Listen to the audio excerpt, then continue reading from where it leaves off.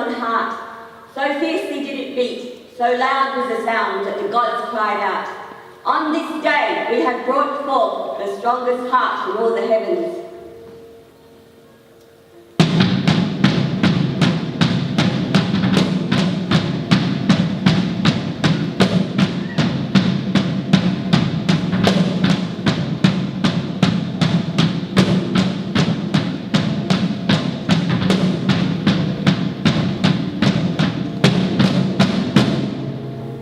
None can stand before it without trembling at its strength. But then the Klingon heart weakened, its steady rhythm faltered, and the gods said, "Why have you weakened so? We have made you the strongest in all of creation." And the heart said, "I am alone." And the gods knew that they had erred, so they went back to their forge and brought forth a second heart.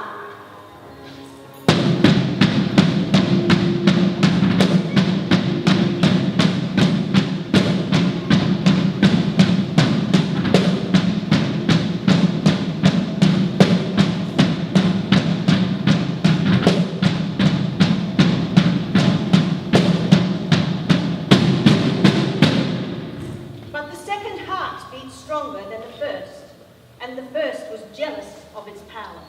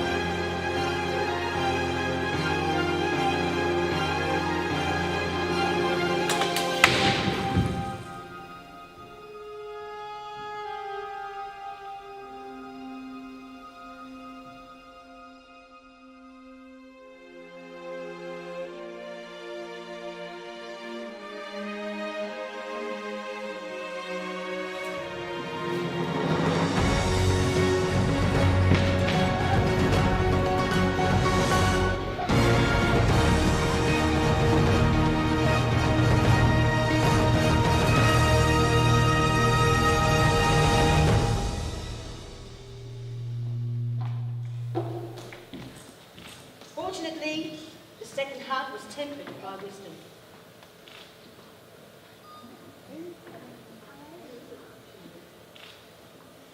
If we join together, no force can stop us. And when the two hearts began to beat together, they filled the heavens with a terrible sound. For the first time, the gods knew fear. Yeah.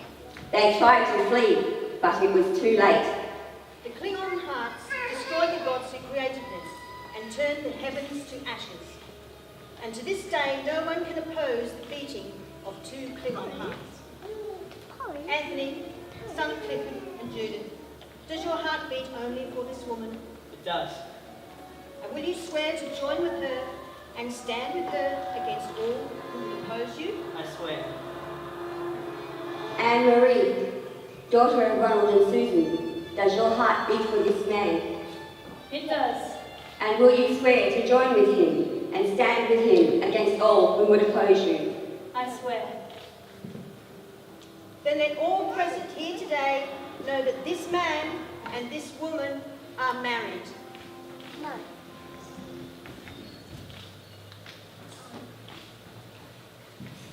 And welcome to the house of Brito, my daughter.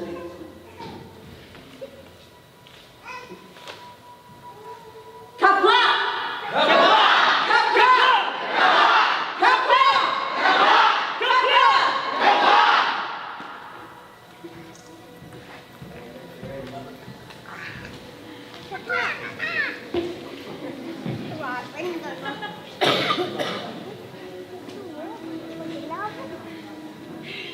You guys ready?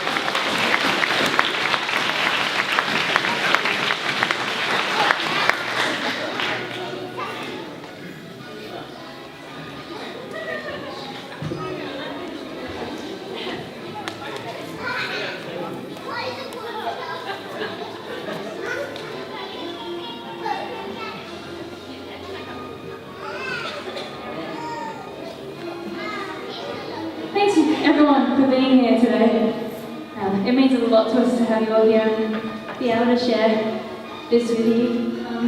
If anybody wants to leave at any point in time, the doors are locked, so if you can find Renita and say, hey, let me out, please, then you're allowed to go, but otherwise you're stuck in here with us. I had a couple of things that I would like to say. Thank you everyone for doing this for us. This is like a big ask. I know you guys are all amazing. Thanks everyone. Give them a clap for me.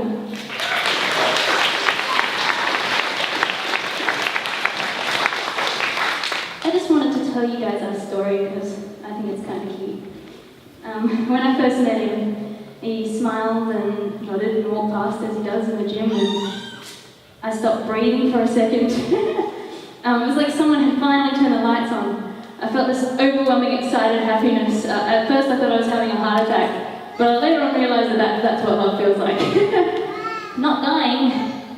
I watched him do all this crazy crap. Planking in mid-air with one finger on the chin-up bar, being upside down on the rings, normal human stuff. And decided that I'd covertly follow him around like a ninja and do all the things he did. I'm pretty sure he didn't know I was alive, but I couldn't stop talking about him. Apparently it got really annoying. So Mum and I made up a word. We called him insects, because it's ant, insect. So I could go, oh, I'm thinking about insects all day, and everyone would just think I was being random, like, not like me. Also, how in love with him I was measured by how small my angels were. I have little angels, or tiny angels, or minuscule angels. The smaller they got, the more in love with him I was feeling. Anyway, the more I got to know him, the smaller my angels got. On top of this random love at first sight feeling, we had absolutely everything in common. I tried everything I could to stop. I tried not talking to him. I tried getting him to fall off the pedestal I made for him, but no. Every time I saw him or thought about it, the overwhelming happy heart attack feeling came back, and I needed a microscope to see how small my angels were. We both just all got out of pretty serious situations, and I really cherished getting to see him, so I would have died if he ever found out. And as far as I was concerned, he either thought I was annoying or didn't know I was alive. I left my bag in his office one night, and when I went to get it out, I figured maybe a little kiss on the cheek would be pretty innocent. So I went in for the kiss, and guess who tries to kiss me back? My God, he likes me back. We both stood there holding hands like idiots for like half an hour, just not saying a word. We were really uncomfortable, but also cute. But I found my voice again after I left, and I called Mum, and I said something like, I think I may have permanently damaged her hearing a little. So anyway, we agreed later that we should give ourselves more time to get over previous crap and whatnot. And as I was saying goodbye, I touched his forehead with mine, and I said, I wish you were mine. And he said, I already am. And that was me gone. Best kiss ever. Anyway, he sent me a message later on, just with a link to this song. It meant so much to me. No one had ever told me I was beautiful before. And all of a sudden, the guy of my dreams, who didn't even know I was alive, according to me, not only thought I was beautiful, but also everything he hoped for and everything he needed. I'm trying. When Ant proposed to me, he took me out to a karaoke place and sang that same song to me. It made me feel really special and loved. And so if you guys don't mind, I'd like to return the sentiment.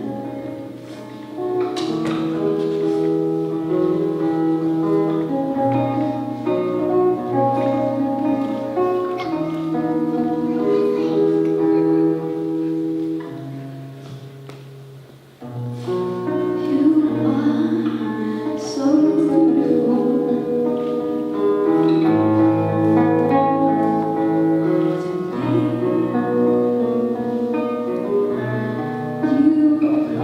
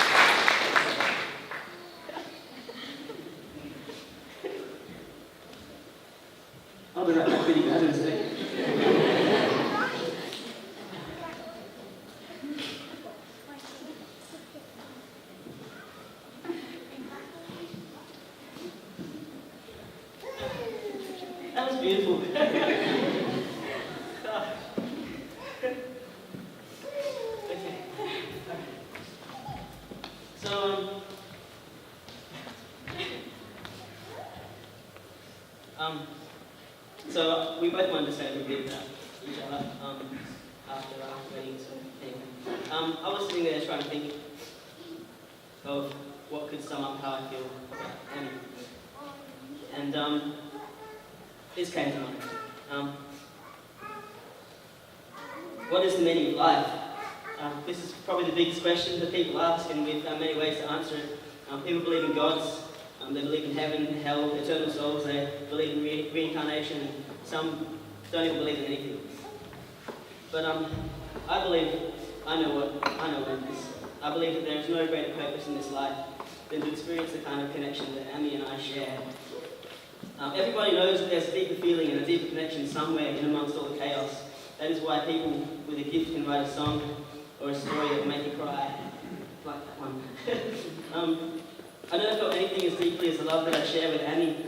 She's my best friend, the yang to my yin, the part of my soul that had been missing. Sometimes we lay awake in each other's arms and just cry because of how deeply we know each other and how happy we make each other. To me, this is the meaning of life. I think most believe this kind of connection doesn't exist in anything other than stories and songs. And before I met Ammy, I would have agreed based upon my own experience. Well, I know that the kind of love that people write about and dream about is not just an ideal, it is real and is the most valuable and most rare thing in this universe. Thank you for being the most beautiful thing in the world to me. Thank you for showing me the meaning of life. You've already made me more happy than can be described in words, and it's my honour to share my life with you. May I be as perfect to you as you are to me.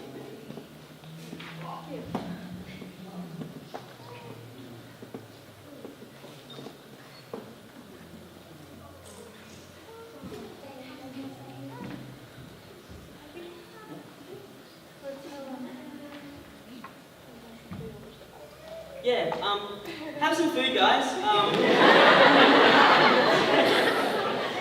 We're going to record our fight scene a couple of times because we want to splice it up and make it into a cool little video for ourselves. So, I want to thank Will for the fantastic video job he's doing. I want to thank all of you for being our friends and all the people we care about are here, and the ones that couldn't make it have all messaged us and given us their best. So, thank you for being here. Mikey, thank you very much. Thank you for taking charge of our gladiators. Thank you, all our gladiators. You guys are. Yeah, you mean so much. You guys don't know how much you mean to us. Like the work we put into it, it's because we love you guys, and that's why we wanted you to be our honor guard. So. We love you too. Thank you, Sam. Just Ammy though. She's more love. So yeah, go have some food and some drinks. The Klingon bloodline is alcoholic, so that's adults only. The Romulan ale is for the kids. It's got blue food colouring in it, so expect them to be jumping jacks all night. And they have